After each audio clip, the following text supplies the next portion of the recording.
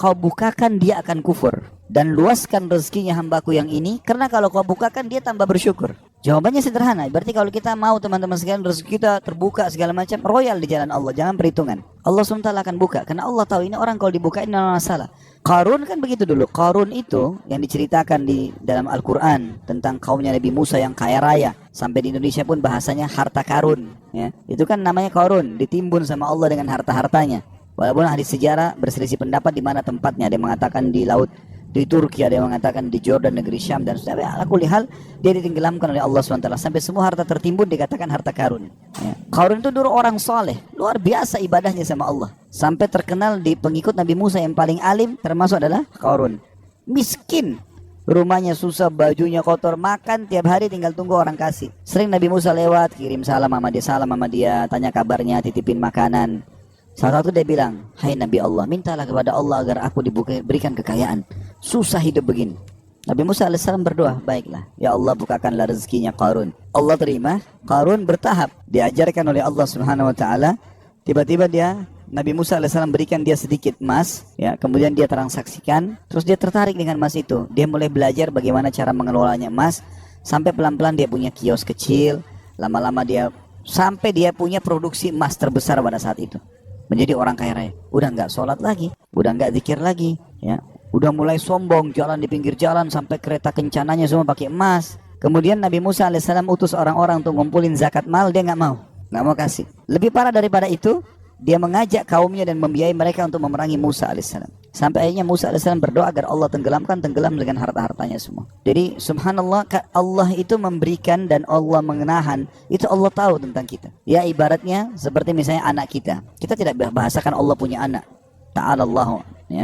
Allah maha suci dengan maha tinggi masalah itu. Tapi ini Ibnu Qayyim rahimahullah memberikan contoh perumpamaan orang yang belum dikasih oleh Tuhannya Allah. Perumpamaan seperti seorang anak yang sedang meminta izin dari orang tuanya untuk melakukan satu perbuatan atau berteman dengan seseorang. Misal bapak ibu punya anak mau berjalan sama teman-teman, kita tahu teman-temannya narkotika, orang merusak. Padahal anak ini tidak ngerti, dia bilang ibu ayah izinkan saya. Kira-kira bapak ibu mau izinkan? Kalau kita pakai akal sehat kan nggak mungkin. Kita tahu anak ini walaupun dia mau, dia senang, dia gembira, dia akan rusak nanti. Kita nggak akan kasih, apapun resikonya. Ibnu Qayyim rahimahullah memberikan perumpamaan seperti itu. Ada orang merengek-rengek sama Allah, Allah belum kasih. Allah lebih tahu, gitu kan? Ini hambaku ini kalau saya kasih, dia masalah nanti. Ada orang begitu subhanallah. Mungkin contoh kasus, ada orang anaknya meninggal masih kecil. Baik, mungkin dia merasa sedih. Tapi subhanallah bisa saja mungkin anak itu kalau besar buat masalah buat dia. Kita nggak tahu. Walaupun menurut kita mungkin tidak. Kan itu terjadi di kisahnya Nabi Khidir, ya kan? Dalam surah Al-Kahfi disebutkan, waktu Nabi Musa AS jalan sama dia, ada anak kecil jalan langsung dibunuh oleh Nabi Khidir. Nabi Musa bilang, kenapa kau bunuh anak kecil? Gak ada dosanya nih. Kata Nabi Khidir, kan saya sudah bilang, syaratnya kau belajar sama saya, jangan tanya sampai saya jelasin. Tapi yang jelas Nabi Musa bertanya waktu itu, ringkas cerita, nanti akhirnya Nabi Khidir ceritain, gitu kan. Nabi dia bilang, anak itu sudah ada berita dari Allah. Kalau anak ini kalau besar dia akan durhaka sama orang tuanya. Sementara orang tuanya ini adalah orang soleh, orang baik. Si ayah sama ibu ini orang baik. Maka Allah menyuruh aku membunuhnya. Aku pertama utusan Allah. Kalau aku bunuh aku tidak berdosa, kan? Itu anak ini meninggal belum balik, berarti dia juga masuk surga. Orang tuanya digantikan oleh Allah anak yang soleh. Hamil lagi ibunya setelah itu, kemudian melahirkan anak yang soleh. Kita tidak tahu rahasia Allah. Maka berprasangka dengan Allah baik ini penting. Apapun sifatnya teman-teman, apapun sifatnya. Saya ketemu dengan seorang pengusaha di Surabaya, habis tabligh akbar tuh hari. Datang kepada saya, Ustaz, di antara teman-teman saya orang yang bisa dikatakan di antara mereka kelasnya yang paling alim lah saya. Artinya di antara ibadah segala macam teman saya masih ada yang lalai sholat. Saya alhamdulillah azan ke masjid, urus ibadah lah gitu kan. Masuk ke satu proyek semua dapat kecuali saya, Ustaz. Bagaimana memahami? Hati saya masih pegel nih gitu. Saya jawab, itu belum rezeki antum. Dan bisa bahaya, mungkin saya kalau antum masuk malah jadi masalah. Bersangka baik sama Allah. Sudah, orang mukmin itu seperti kalau jalan ke satu tempat, antum lagi jalan ke dalam gang, ketemu sebuah jalan yang buntu. Apa yang harus dilakukan? Nggak usah mikirin kenapa ini buntu. Belok kiri atau kanan, cari jalan keluar. Itu solusinya. Kan gitu. Kalau mentok selesai, langsung cari jalan keluar. Gitu ya. Sampai dalam masalah ibadah, kita bangun telat nih subuh. Udah nggak usah pikirin kenapa saya telat dulu. Uduk dulu, sholat dulu. Baru nanti hilangkan sebab-sebabnya. Besok jangan terulang. Gitu kan. Kalau nggak akan terbuang waktu. Akan hilang kesempatan-kesempatan.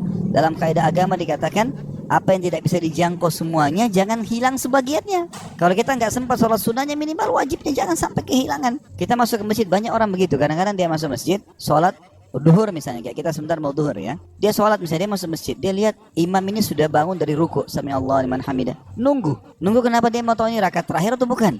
Kalau rakaat terakhir sudah ditunggu aja sampai salam, baru dia sholat sendiri. Keliru ini akhi, tetap lebih utama sholat pertama. Kata para ulama, walaupun tahiyat terakhir di jamaah pertama lebih afdal daripada jamaah kedua, walaupun dia di saf pertama, walaupun itu sudah terakhir, takbir duduk tahiyat sama mereka. Berapa banyak orang yang tidak paham masalah ini, yang tidak bisa didapat semuanya, jangan kehilangan sebagiannya.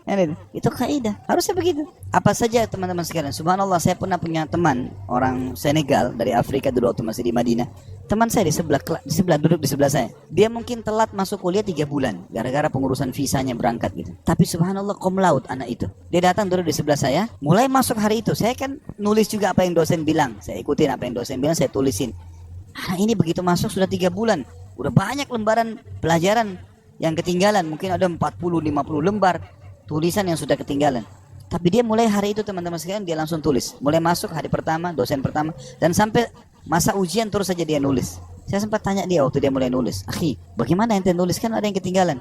Dia bilang gak apa-apa, saya tulis sekarang, nanti itu nyusul. Sekarang ini dulu saya tulis. Dan betul, ternyata setelah mendekat ujian, yang dia tulis berisi kurang lebih 70%, yang tertinggal 30%. 30% itu disusul sama dia, diambil tulisan teman-teman yang sudah ada baru disusulin. Jadi yang tidak bisa dijangkau semuanya, jangan kehilangan sebagiannya, kan gitu. Ada orang begitu subhanallah ya. Lewat waktu sholat duha sudah kepepet, sudahlah nggak apa-apa, nggak usah deh, besok aja. Jangan, sekarang. Walaupun cuma 2 rakaat, tidak ada masalah. Jangan kehilangan semuanya. Maka itu kejelian dalam memahami itu teman-teman.